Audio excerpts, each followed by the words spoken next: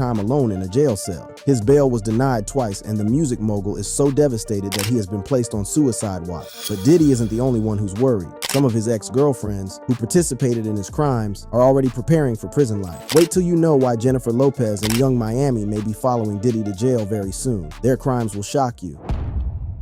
Diddy $50 million bail package rejected.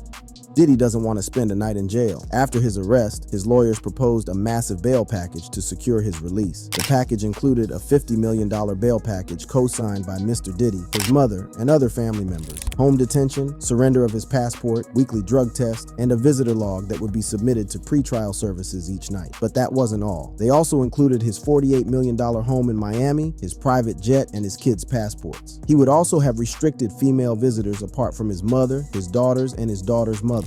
However, the judge revealed that he was concerned Diddy would obstruct justice and tamper with witnesses. It turns out the prosecution presented the judge with Diddy's old texts where he seemed to be threatening his victims. One of the texts was from 2016, after a 2016 hotel incident where he was caught on camera assaulting ex-girlfriend Cassie Ventura. "Call me, the cops are here, I got 6 kids, you please call, I'm surrounded, you gonna abandon me all alone?" the text read. It turns out that the incident took place after a freak-off in 2016. He allegedly paid a hotel $50,000 to erase hallway surveillance footage of an intoxicated Diddy throwing glass vases at Cassie when she tried to escape after he gave her a black eye. Getting a hotel to break the law by deleting footage of a crime only shows his immense power and control, leaving the judge no choice but to deny him bail. Now, the Bad Boy Records executive is set to remain in jail until his trial starts, and his jail situation is not looking good. According to reports, the mogul's attorneys have requested that their client be transferred to a facility in Essex County in New Jersey, arguing he might be unsafe at the hands of other inmates in the Metropolitan Detention Center. The rapper's huge celebrity status and the allegations of violence against women make him a very attractive target for assault. In the subculture of jails and prisons, delivering a hit on someone like Diddy would be considered a badge of honor. This reality adds another layer of danger to his already precarious situation. The constant threat of violence and the need to remain vigilant at all times are new and terrifying aspects of Diddy's life. And now reports show that Diddy has now been placed on suicide watch, with insiders revealing it's because he is a high-profile inmate. However, there are reports that it could be because of the jail's conditions. The infamous Metropolitan Detention Center, or the MDC, where Diddy is being held, has gained a notorious reputation for its deplorable conditions and the high-profile inmates who have been detained within its walls. Diddy's legal team has been vocal about the conditions at the Brooklyn facility and described the conditions as horrific and not fit for pretrial detention. The MDC has earned its name Hell on Earth due to the shocking conditions and harrowing experiences faced by its inmates. Upon arrival, he was processed and immediately placed in the Special Housing Unit, or SHU, due to his high-profile status. The SHU is the most restrictive part of the entire facility. It's designed for inmates who require maximum security and isolation. Diddy's cell measures a mere 6 feet by 9 feet, a far cry from the spacious mansions he once called home.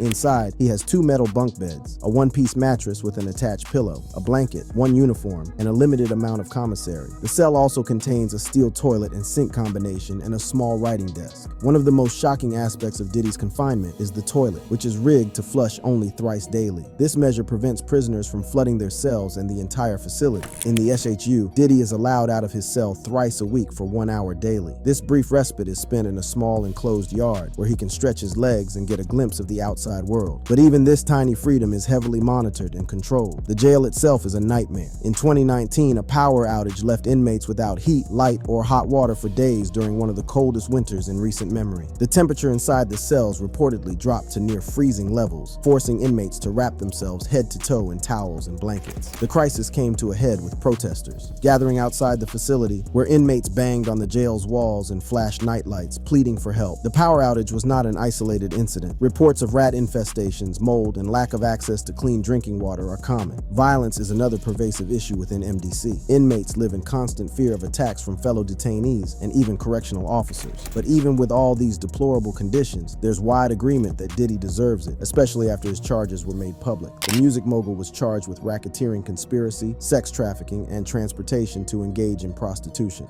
Today I'm announcing the unsealing of a 3-count indictment, charging Sean Combs with racketeering conspiracy, sex trafficking, interstate transportation for prostitution, This indictment, announced by Damian Williams, the United States Attorney for the Southern District of New York, and William S. Walker, the acting special agent in charge of the New York Field Office of Homeland Security Investigations, paints a grim picture of a man who allegedly used his business empire to commit heinous crimes. According to the indictment, from 2008 to the present, Diddy led a criminal enterprise that engaged in sex trafficking, forced labor, kidnapping, arson, bribery, and obstruction of justice. Diddy, who appeared in a New York City federal courtroom wearing a black t-shirt and gray sweatpants, pleaded not guilty to all charges, but the details of the indictment are nothing short of shocking. The indictment describes a criminal enterprise led by Diddy that existed to facilitate his abuse and exploitation of women, protect his reputation, and conceal his conduct. One of the most shocking aspects of the indictment is the allegation that Diddy organized events known as freak-offs. These were elaborate sex performances that involved frequent days-long sexual activity with male commercial sex workers, some of whom were transported over state lines. Diddy allegedly used violence and intimidation to ensure participation in these events, leveraging his power over victims by distributing narcotics, exploiting his financial support, and threatening to cut off that support. He also threatened to expose embarrassing and sensitive recordings of these events if the women did not comply with his demands. The indictment also details repeated physical abuse by Diddy. He allegedly assaulted women by striking, punching, dragging, throwing objects at, and kicking them. These assaults often resulted in injuries that took days or weeks to heal. Diddy also allegedly assaulted witnesses to his abuse, further demonstrating his willingness to use violence to maintain control. Diddy relied on his power as a business empire leader to commit these crimes. Employees of Diddy's businesses, including high-ranking supervisors, security staff, personal assistants, and household staff, acted as intermediaries to arrange travel and hotel rooms, stock the hotel rooms for Diddy's commercial sex activity, contact or locate women and other individuals he targeted for abuse, and conceal and cover up the abuse. This criminal concealment included efforts to prevent law enforcement from learning about his abuse. Diddy is charged with 1 count of racketeering conspiracy, which carries a maximum sentence of life in prison, 1 count of sex trafficking by force, fraud, or coercion, which carries a maximum sentence of life in prison and a mandatory minimum sentence of 15 years in prison, and 1 count of transportation for purposes of prostitution, which carries a maximum sentence of 10 years in prison. And it seems the music mogul won't be going down alone. His industry buddies, from Jay-Z to Jennifer Lopez, may be next on the chopping block.